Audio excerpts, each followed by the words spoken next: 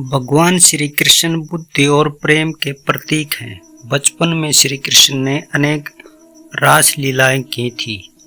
भगवान श्री कृष्ण की 16,000 गोपियां होते हुए भी उन्होंने अपनी मर्यादा को बनाए रखा। यह उनके भगवान होने का प्रतीक है। फिर जब महाभारत का युद्ध हुआ तो कुरुक्षेत्र में दिए गए गीता के उदाहरण आज भी पूरी दुनिया के लिए प्रेरणा का स्रोत है। आज के वीडियो में जानेंगे श्री कृष्ण जी के सुविचारों के बारे में। तो चलिए जानते हैं।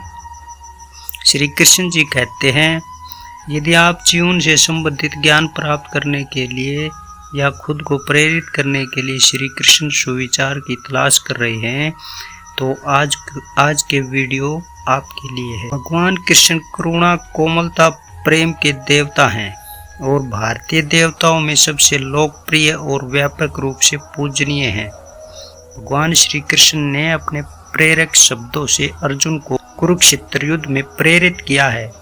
उन्होंने हमें जीवन, प्रेम, खुशी, धर्म, मोक्ष, भक्ति, योग, ध्यान, धर्म, सत्य सभी के बारे में सब कुछ सिखाया है। श्री कृष्ण जी कहते हैं, अच्छाइयों की रक्षा के लिए, दुष्टों के विनाश के लिए, धर्म की दृढ़ता से स्थापना करने के लिए मैं युगों युगों से जन्म लेता आया हूँ और आगे भी इसी तरह लेता रहूँगा। इसका मतलब है जब जब इस धरती पर अधर्म और पाप की महिमा बढ़ जाती है तब तब भगवान अवतरित हुए हैं। रावण को पापों से मुक्त करने के लिए भगवान श्री राम को इस धरती पर आना पड़ा था। प्रहलाद को हिरण्यकश्यप से बचाने के लिए भगवान को नरसिंह का अवतार लेना पड़ा था। ईश्वर एक है, उनके रूप अनेक हैं। भगवान अपने भक्तों के संरक्षण के लिए हर हालत में अवतरित होते हैं। आत्मा को प्रदूषित करने और नरक की तरफ बढ़ने के 3 दरवाजे हैं, वासना, क्रोध और लालच। इसका मतलब है आत्मा वह पवित्र स्थान है जहाँ भगवान का वास होता है। अगर इस आत्मा को वासना, क्रोध जैसे गंदे विचारों से भरते हो तो आत्मा रूपी मंदिर ईश्वर के आशीर्वाद से खाली हो जाता है। जहाँ ईश्वर का वास नहीं होता है वह नरक के समान ही तो है। मनुष्य अपने विश्वासों के परिणाम स्वरूप ही बनता है। जिस तरह से वह यकीन कर लेता है उसी तरह वह बन जाता है। इसका अर्थ है अगर आप किसी एक विषय को अपना लक्ष्य बनाकर उस पर सतत चिंतन मंथन करते हैं तो निश्चित ही आप उसको हासिल कर लेते हो। इसके लिए आपको उस विषय को स्वीकार करना होगा, उसको मानना होगा। एक बार जब आप उसमें खो जाएंगे फिर आप वही बन जाएंगे। असली खुशी की कुंजी यही है कि अपने मन से इच्छाओं के बोझ को हल्का कर दो। इसका अर्थ है केवल एक, अगर मेरी कोई इच्छा ही नहीं तो मुझे किस बात की चिंता। किसी के पास कुछ होने और मेरे पास न होने का दुख इसलिए होता है क्योंकि मैंने भी उस चीज़ से दिल लगाया जो मेरे पास नहीं है और वह मैंने किसी और के पास देखी।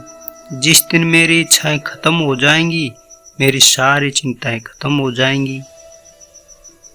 कुछ पाने की चाहत आप जितनी अधिक रखते हो आप उतने ही निराश होते हो।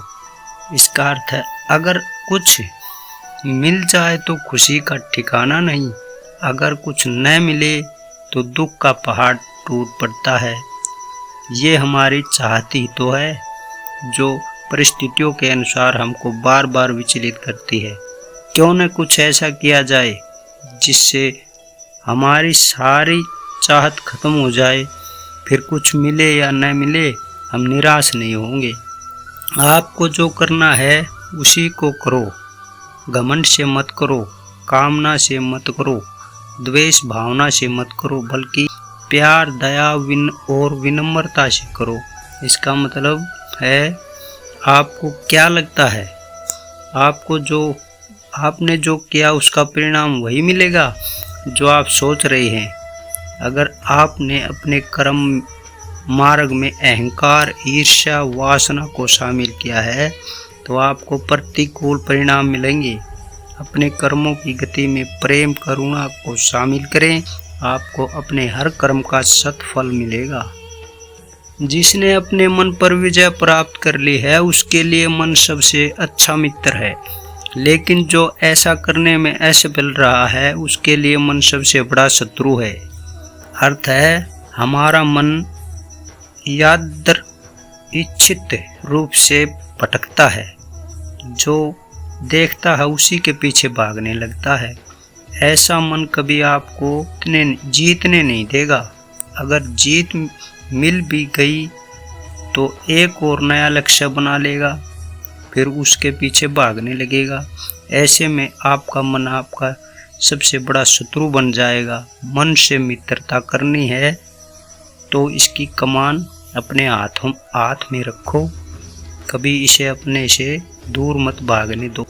जो कुछ भी हुआ वह अच्छा था, जो हो रहा है वह अच्छा चल रहा है, जो होगा वह भी अच्छा ही होगा। भविष्य के बारे में चिंता मत करो, वर्तमान में जियो।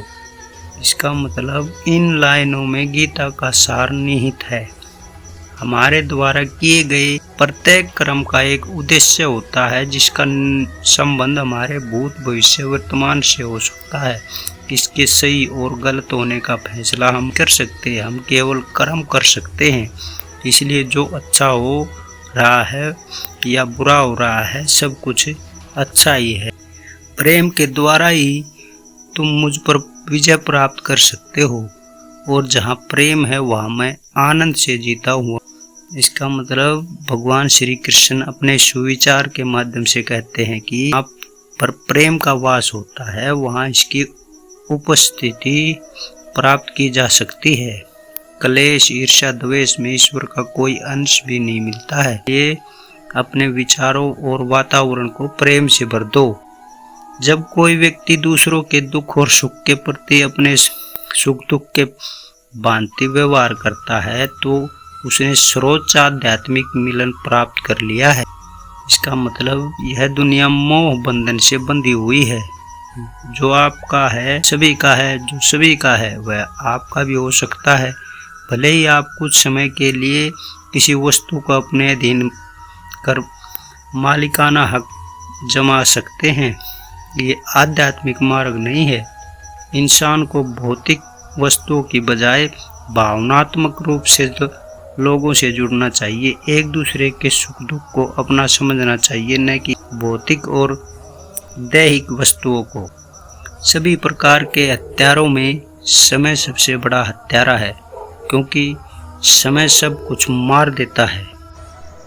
आज के वीडियो में इतना ही, मिलते हैं अगले वीडियो में। धन्यवाद।